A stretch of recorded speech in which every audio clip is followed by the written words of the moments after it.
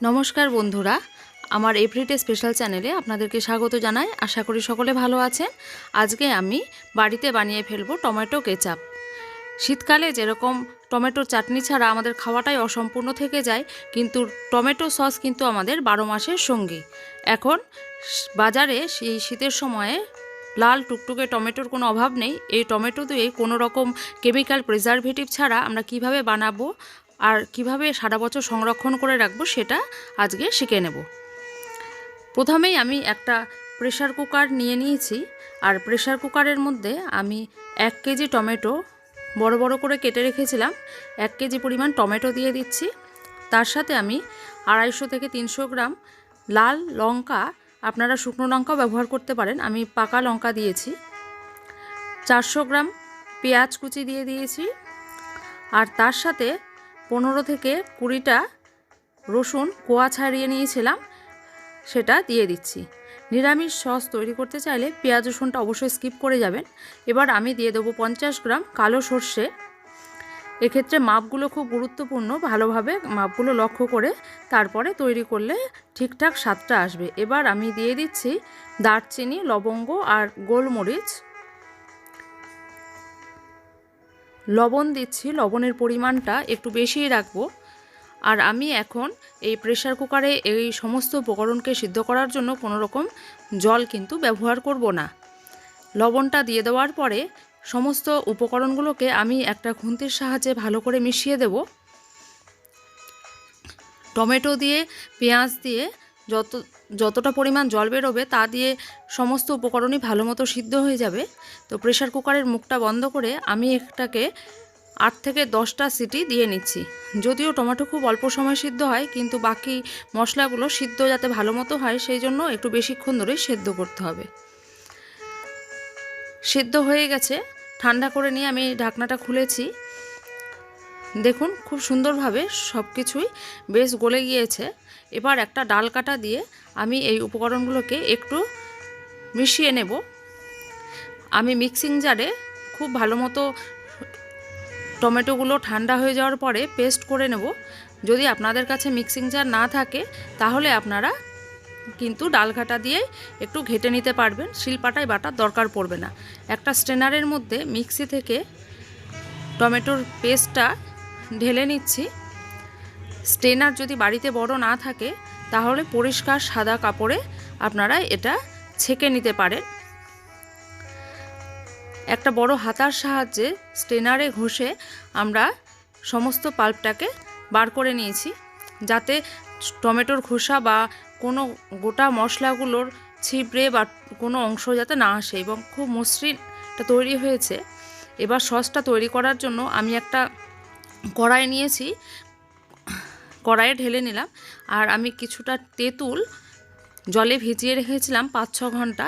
এবার তেঁতুলের পাল্পটা বার করে ভালো করে ছোট একটা ছাকনার সাহায্যে ছেঁকে আমি মিশিয়ে নেব। আমি যেহেতু স্টিলের কড়াইটা করব, আগে সমস্ত উপকরণগুলো মিশিয়ে নিয়ে তারপরে আমি গ্যাসে বসাবো। আপনারা যদি অ্যালুমিনিয়াম কড়াই এটা তৈরি করেন তাহলে আগে কড়াই গরম করেও সব কিছু দিতে পারেন। টেস্টটাকে ব্যালেন্স করার জন্য আমি চিনি দিয়ে দিলাম। 1 কেজি টমেটোর জন্য আমি 250 গ্রাম চিনি দিয়েছি। আর দিয়ে দেব কাশ্মীরি লাল লঙ্কার গুঁড়ো, এতে রঙটা ভালো আসবে। আর ঝালের ব্যাপার নেই, কারণ আমি ঝাল ঠিকমতো পাওয়ার জন্য প্রথম দিকেই শুকনো লঙ্কা একসাথে সিদ্ধ করে নিয়েছিলাম। ভালো মতো এটা মিশিয়ে নিচ্ছি।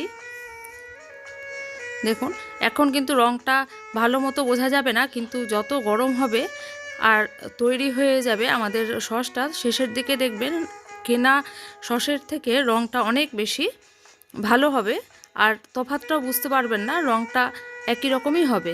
এবার গ্যাসে বসিয়ে সমস্ত উপকরণগুলো ভালো মতো হাতার সাহায্যে নাড়তে থাকবো। তবে জিনিসটা এরকম নয় যে পায়েস বা কাজু বাদাম বাটার মতো নিচে লেগে যাবে, এরকম কোনো ব্যাপার নেই। তবে এটা হতে একটু সময় লাগবে। আমার যেহেতু পাত্রটা মাপ সমান হয়েছে উপকরণের সাথে, সেই জন্য একটু সাবধানেই নাড়াচাড়া করতে হবে। আপনারা চাইলে আর একটু বড় পাত্রে বসালে ভালো হবে, কারণ এটা যখন একদম টকবক করে ফুটবে চারদিকে ভীষণ ছিটিয়ে আসবে। নিচে ধরে যাওয়ার এখানে সেরকম কোনো ভয় নেই, আর ঢাকা দেওয়ারও ব্যাপার নেই, যেহেতু এটা সিদ্ধ করারও কোনো ব্যাপার নেই। সমস্ত কিছু রেডিই আছে, আমাদের জাস্ট জলটা একটু শুকিয়ে নিতে হবে। দেখুন অনেকক্ষণ ধরে ঘাটাঘাটি করতে করতে এটা কিন্তু অনেকটা ঘন হয়ে এসেছে এবং রঙটাও কিন্তু অনেকটা চেঞ্জ হয়ে গেছে। দেখুন একদম টকটকে লালই হয়ে এসছে। এই সস আমাদের রেডি হয়ে গেছে পুরোপুরিভাবে। এবার এটাকে সংরক্ষণ করে রাখার পালা। সংরক্ষণ যদি এটা আপনারা রাখতে চান, ফ্রিজে থাকলে এটা 1 মাস মতো ভালো থাকবে, আর যদি বাইরে রাখেন 15 দিন, শীতের দিনে কোনো ব্যাপারই না, 1 মাসও থেকে যেতে পারে। এবার এটাকে সংরক্ষণ কিভাবে করা যায় তার পালা। সংরক্ষণ করার জন্য আমরা এক্ষেত্রে 2টি টিপস ব্যবহার করব। দেখুন ঘন হয়ে গেছে, রঙটাও একদম তৈরি হয়ে গেছে, একদম কেনা সসের মতোই কিন্তু রং হয়েছে। আর আমি গ্যাসটাকে বন্ধ করে দেব, কারণ এটা ঠান্ডা হলে আরও ঘন হয়ে যাবে। দেখুন আমি নিয়ে নিয়েছি ভিনিগার। এটা ন্যাচারাল প্রিজারভেটিভ, কোনো কেমিক্যাল নেই। এই ভিনিগার যদি আমরা 1 কাপ বা হাফ কাপ পরিমাণ এর মধ্যে মিশিয়ে দিতে পারি, তাহলে কিন্তু এটা অনেক দিন পর্যন্ত সংরক্ষণ করে রাখা যাবে। ফ্রিজের বাইরে এটা 6 মাস, এমনকি বাইরে মোটামুটি 3-4 মাস ভালোভাবে কিন্তু এটা রেখে দিতে পারবো। কোনো রকমভাবে নষ্ট হওয়ার ভয় থাকবে না।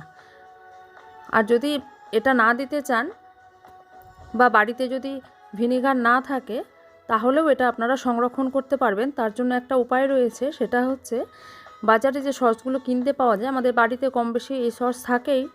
তো এই সসগুলো নিয়ে খুব অল্প পরিমাণ, আমি যদি 2 চামচ পরিমাণ, আমার কাছে বাড়িতে কিষান সস আছে, তো এই কিষান সসটা আমি 2 চামচ পরিমাণ নিয়ে নিয়েছি। দেখুন খুবই সামান্য, একদম চা চামচের 2 চামচ এর মধ্যে মিশিয়ে দিলাম। এতে কি হলো, প্রিজারভেটিভটা যেহেতু দেওয়া থাকে কেনা সসে, এটা এর সাথে মিশে গেল। ভালো করে মিশিয়ে নিলাম। এটাও কিন্তু খুব ভালো একটা প্রিজারভেটিভের কাজ করবে। এই বাড়িতে তৈরি করা সস একবার খেয়ে দেখবেন, কেনা সসের থেকে অনেক গুণে ভালো। রঙটাও যেরকম সুন্দর, স্বাদ কিন্তু অনেক অনেক বেশি। আমি এটা সংরক্ষণ যদি এইভাবে করে রাখতে পারি, তাহলে 1 বছর কিন্তু খুব ভালোভাবে এটাকে আমরা রেখে দিতে পারবো এই সমস্ত উপকরণগুলো মেশানোর সাথে।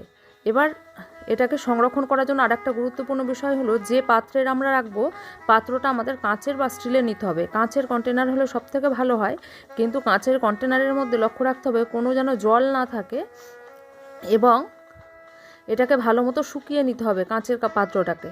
আর যে হাতা দিয়ে ওঠাবো, সেই হাতাতেও যেন কোনো জল না থাকে, মানে সম্পূর্ণভাবে জীবাণুমুক্ত করে তারপরে কিন্তু আমাদের এটা ঢেলে রাখতে হবে কাঁচের বয়ামে।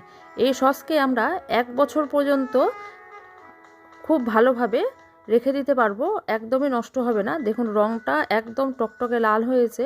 সসের শিশিতে যদি ঢেলে রাখা যায়, তাহলে কেউ বুঝতেই পারবে না যে এটা কেনা সস নয়। কেনা সসে অনেক সময় সঠিকভাবে টমেটো দেওয়া থাকে না, কুমড়ো বা অন্যান্য জিনিস দিয়েও করা থাকে, আর অনেক কেমিক্যাল থাকে। তো কেমিক্যালও নেই এতে, আর কোনো ফুড কালারও আমি দিইনি। কিন্তু দেখুন রঙটাও কত সুন্দর হয়েছে, আর স্বাদ কিন্তু খুব সুন্দর। আপনারা এটা বাড়িতে অবশ্যই বানাবেন। সুস্থ থাকবেন, ভালো থাকবেন।